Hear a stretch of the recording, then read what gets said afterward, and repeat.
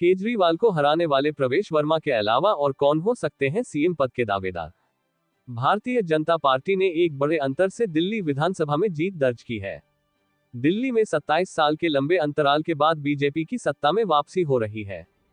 इससे पहले 1993 के विधानसभा चुनाव में भारतीय जनता पार्टी को 70 में से 49 सीटों पर जीत हासिल हुई थी। अब बीजेपी को 48 सीटें मिली हैं, जबकि 11 साल तक सत्ता में रही आम आदमी पार्टी के हिस्से सिर्फ 22 सीटें आई हैं। ऐसे में अब सवाल यह उठने लगा है कि आखिर दिल्ली का मुख्यमंत्री कौन बनेगा?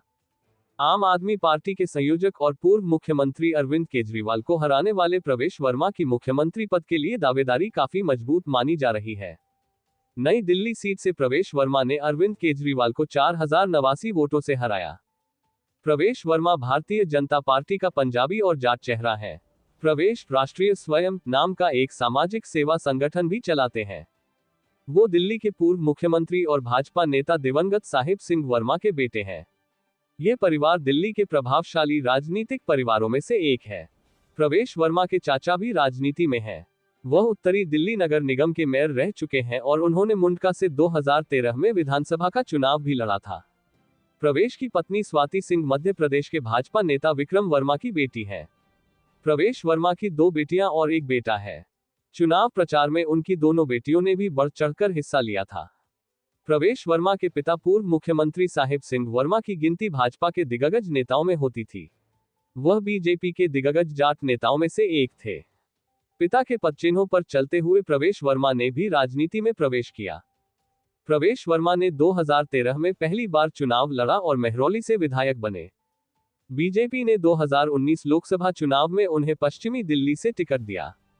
इस चुनाव में वर्मा ने 5 लाख से भी ज्यादा वोट से जीत हासिल की। इसके बाद वह संसद सदस्यों के वेतन और भत्ते संबंधी संयुक्त संसदीय समिति और शहरी विकास संबंधी स्थायी समिति के सदस्य भी रहे। इसके बाद 2024 में बीजेपी ने उन्हें टिकट नहीं दिया। फिर पार्टी ने उन्हें विधानसभा चुनाव में उतारा तो उन्होंने अरविंद केजरीवाल को मात दे दी।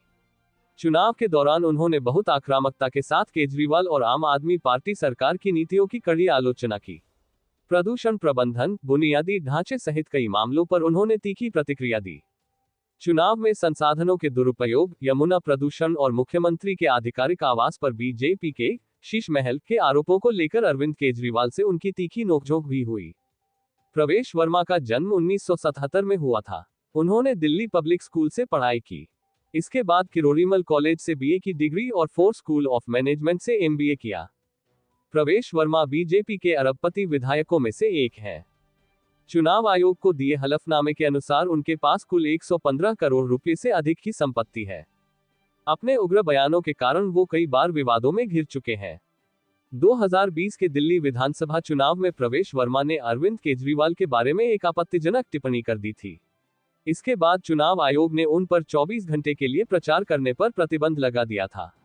2025 के चुनाव के दौरान भी प्रवेश वर्मा पर महिला मतदाताओं को जूते बांटने का आरोप लगा था, जिसके बाद चुनाव आयोग में उन पर आदर्श आचार संहिता के तहत मामला दर्ज किया गया था।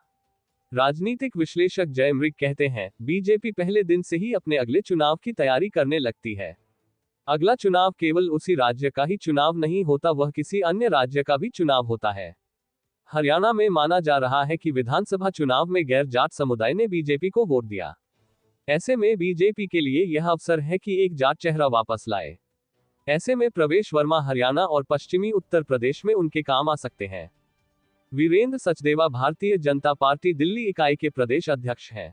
1988 से राजनीति में सक्रिय सचदेवा भारतीय तीरंदाजी संघ के सचिव और कोषाध्यक्ष भी रह चुके हैं।